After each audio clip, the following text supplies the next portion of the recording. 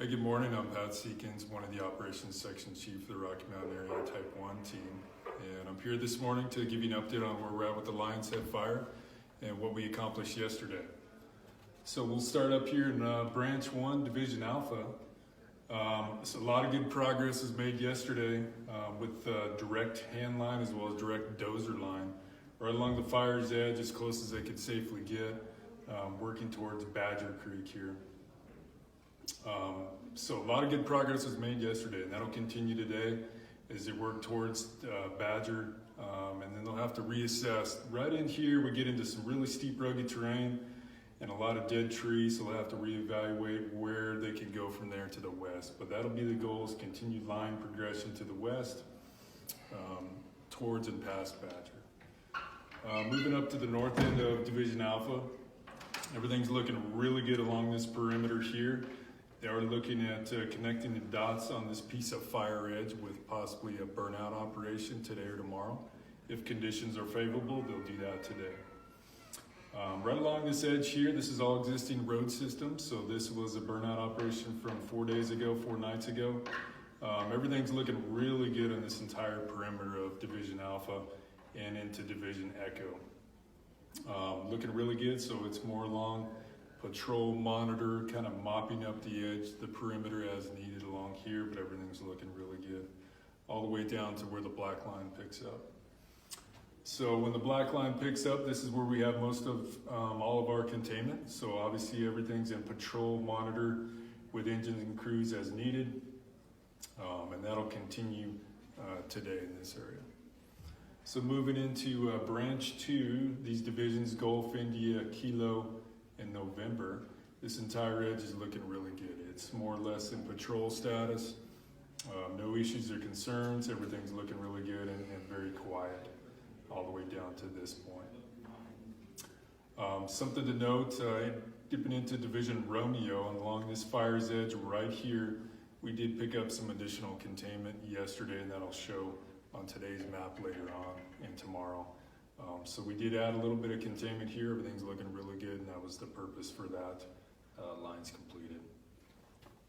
One thing to mention, to the south of Division Romeo, we have a contingency group, and they're building alternative line, and most of that is along County Road 12 that runs south to Highway 20.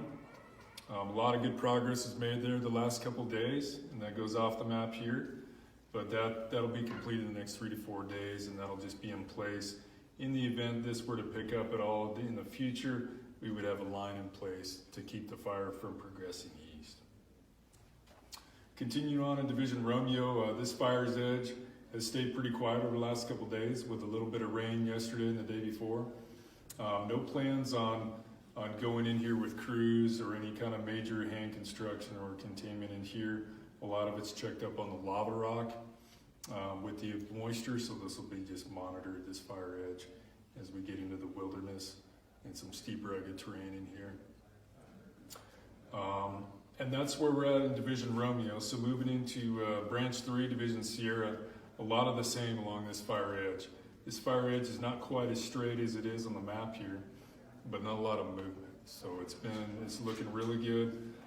Monitor patrol is needed a lot by aircraft. Luckily today and the next several days we'll have good air, less smoke, no cloud cover. We'll have aircraft being able to fly this entire fire today. So continuing on to the west in Division Sierra, some good progress was made right about here. As we had mentioned yesterday, they established an anchor point along a previous fire scar right here. And they progressed hand line all the way to the west and to the north, all the way to Highway 22 right to this point. They also got a little over this edge here, and that'll continue to the west as they can safely do so. So some good progress made right in here in Sierra yesterday, and that'll continue. Moving into Division Tango in Branch 3, so a lot of good scouting opportunities were made right in here in this perimeter that hasn't been able to be looked at because of visibility and access. A lot of these road systems had trees across the roads and had to be cleared to really assess this fire perimeter. The good news is this fire perimeter, a lot of this fire perimeter has been naturally checked up on the road system itself without any firefighter efforts or exposure in here. So a lot of this fire edge kind of stopped on some of these road systems. That'll definitely help us increase containment once we get crews freed up to get in here and check this edge where it's crossed the road. So looking really good and better than we expected in this area. Moving into Idana, new Idana. Everything's looking really good and secure in here. We've got a structure group along with Division Tango Fire Resources, assessing all the structures, making sure everything's secure, and structure protection equipment is in place in and around here. And everything's looking really good in Idana, or new Idana, as far as the fire perimeter goes and the fire threat. Moving over to the west, this spot fire that we mentioned a few days ago, really good day yesterday. They completed line around this spot fire yesterday with dozers and hand crews, so that was a good effort there.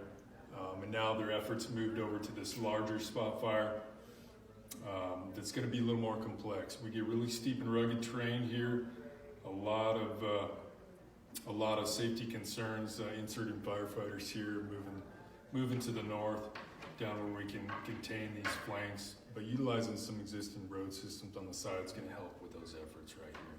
So that's going to continue for quite a while here. Moving to the north in Division Whiskey in Branch 4. A lot of scouting effort up here yesterday, looking at the existing road systems. Right along the fire's edge is likely not going to be feasible nor safe for firefighters. So they've identified some potential options in here, and that'll continue today. Division Yankee, working on this finger here, at least assessing options.